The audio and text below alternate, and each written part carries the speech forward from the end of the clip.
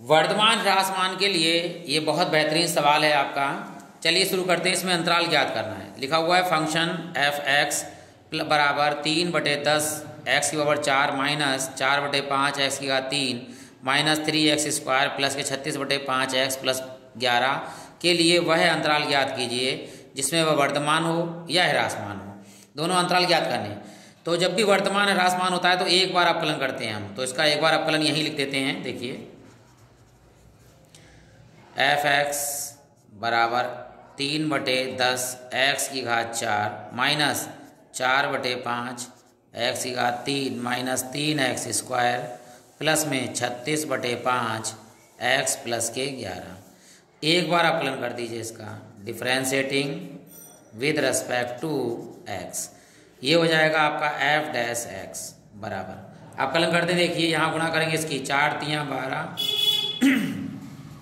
12/10 x की घात 1 कम कर दीजिए 3 माइनस 4 × 12/5 एक्स की घात 1 कम कर दीजिए 2 माइनस 3 दूनी 6 1 घात कम कर दी एक्स प्लस 36/5 एक्स का अवकलन 1 लिखने की कोई ज़रूरत नहीं है और 11 का अवकलन कितना हो जाता है 0। तो 1 की गुणा करेंगे 36/5 तो 36/5 आएगा। अब सबसे पहले इसका एलसीएम लीजिए 1 और यहाँ पर आपने कर दिया 2 से काट दिए 2 × 12 और 2 × 5 = 10। अब यहाँ पर हम क्या करते हैं, नीचे एलसीएम लिया, यहाँ 5 यहाँ 5 यहाँ 5 नहीं, इसकी गुणा हो जाएगी यहाँ बटे में 5। सबसे पहले हमने 5 बटे में ले लिया।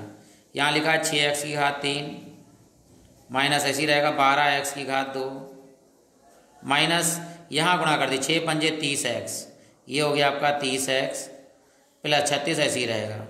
ऊपर देखिए 6 से सबके पाड़े में 6 आ रहा है तो 6 कामन ले लेंगे हम यहाँ पर ऊपर से। तो एफ डैश एक्स बराबर ऊपर से आया 6 कामन और नीचे आपके पास 5 और बड़ी ब्रैकेट यहाँ लगा देंगे।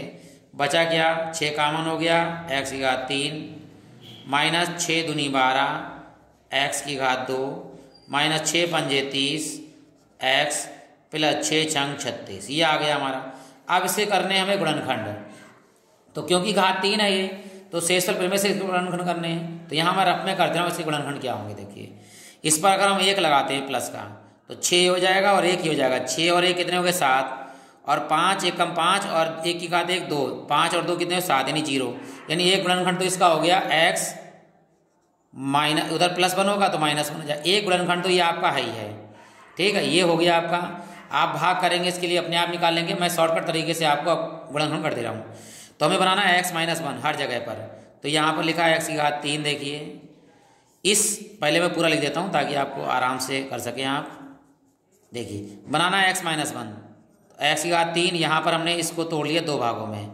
कैसे, यहाँ पे 2x² है तो यहाँ पे लिखेंगे x 1x मान लीजिए और यहाँ पर माइनस दे दो, यहाँ पर हो गए 1x स्क्वायर लगा दिया तो माइनस का 1x² कितने हो गए 2। तो यहाँ अगर हमने कॉमन लिया x² तो क्या बचेगा आपके पास x - 1।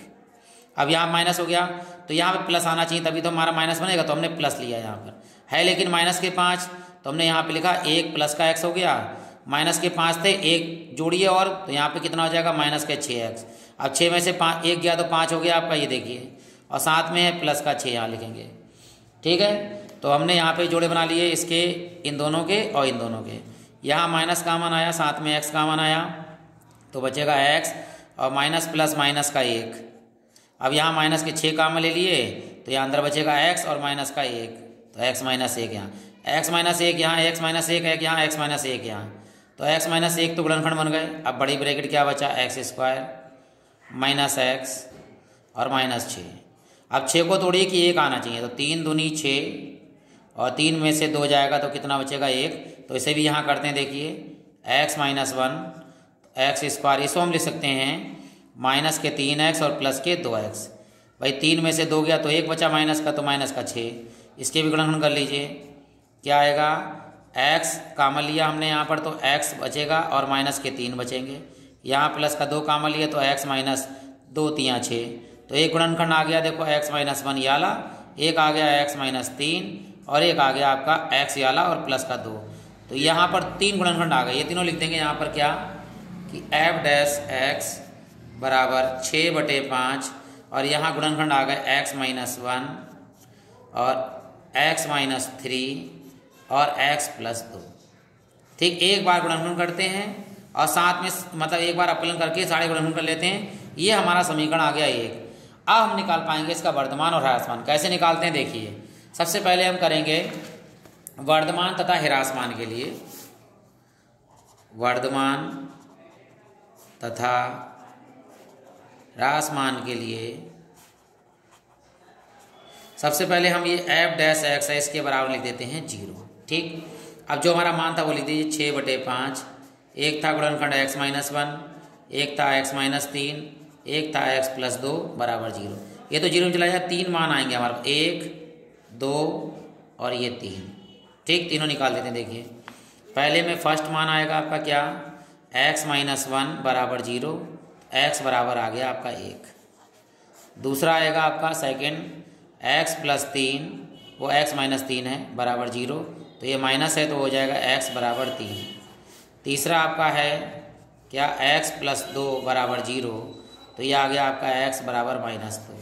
तो 3 मान आए, 1 3 और -2। अब इसका अंतराल के लिए एक चित्र बनाते हैं हम यहाँ पर। देखिए ये इधर जाएगा तो आपका आएगा प्लस का इनफाइनाइट, और इस तरफ जो होगा वो होगा आपका माइनस के इनफाइनाइट। और कौन कौन से मान हैं, माइनस से शुरू करते हैं। ये है -2, ये है प्लस का 1 और ये है प्लस के 3। अंतराल कितने हो गए, 1 2 3 4। इनमें से कोई एक अंतराल निकाल लीजिए, उसके बाद अपने आप अल्टरनेट प्लस माइनस आ जाता है। तो हम क्या करते हैं, 1 और -2 के बीच में क्या आता है, 0 आता है आपका। तो 0 लगा के देख लेते हैं कि प्लस आ रहा है या माइनस आ रहा है। किस में लगाना है 0, ये हमारे जब गुणनखंड है ये f डैश है, इसमें हम लगाते 0। तो जब यहाँ 0 लगाएंगे आप, देखिए 0 लगाते हैं हम तो माइनस का जाता है, बाकी ये प्लस 0 लगाते हैं ये माइनस का था, यानी माइनस का 1 ये वाला और माइनस का ये 3 आएगा। ये 0 लगाएंगे तो प्लस का 2 आएगा। तो माइनस माइनस क्या हो गया, प्लस 3 दूनी 6। तो ये किसकी वैल्यू आई, आपकी प्लस की वैल्यू आई, यानी इसके ऊपर तो लग दीजिए आप प्लस। अब देखिए ये अपने आप माइनस हो जाएगा, प्लस के बाद माइनस, फिर अपने आप आएगा प्लस। इसी प्रकार प्लस से पहले क्या आएगा, माइनस। एक मैं और चक्के करके दिखा देता हूँ कि आपका आंसर बिल्कुल सही है या नहीं सही है। 1 और 3 के बीच में क्या आता है, 2। तो हम 2 लगा के देखते हैं कि क्या आ रहा है। तो मैं इस बार पूरा लगा के दिखाता हूँ 2 आपके लिए। क्या था आपकी इक्वेशन, क्या थी, f डैश x था आपके पास में 6/5, एक था x - 1, x - 3 और एक था आपके पास x प्लस 2। तो हमने लगाया 2 यहाँ पर, तो 2 लगाइए, 2 - 1, यहाँ लगाइए 2 - 3, यहाँ लगाइए 2 + 2। तो देखिए यहाँ 1 हो गया, यहाँ -1 हो गया, यहाँ पे 4 हो गया। बाकी ये 6/5 ऐसी रहेगा, उससे मतलब ही नहीं, निशान से मतलब है। ये एक देखो माइनस आया, बाकी सब प्लस हैं तो माइनस आएगा। देखो इसके ऊपर माइनस है। अब अल्टरनेट आ गया आपका। और वर्धमान के लिए देखो ये प्लस है, ये प्लस है, ये दोनों वर्धमान होंगे। यहाँ पर वर्धमान, यहाँ पर भी वर्धमान, और ये माइनस वाला है तो ह्रासमान होगा, ह्रासमान होगा। लेकिन लिखेंगे कैसे वो लिखाते हैं, देखो बेटा हम यहाँ पर आपके लिए।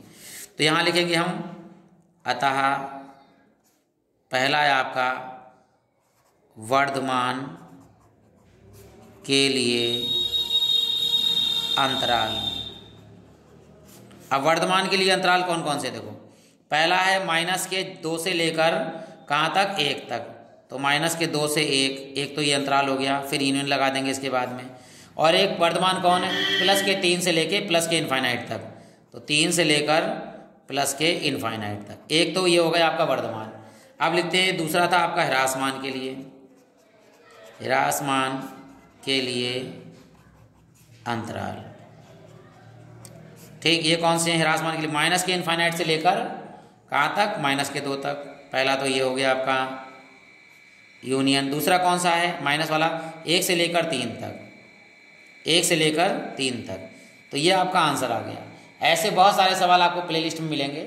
अगर वीडियो पसंद आया तो आप लाइक कीजिए, चैनल को सब्सक्राइब कीजिए। आप सभी लोगों का हृदय से धन्यवाद।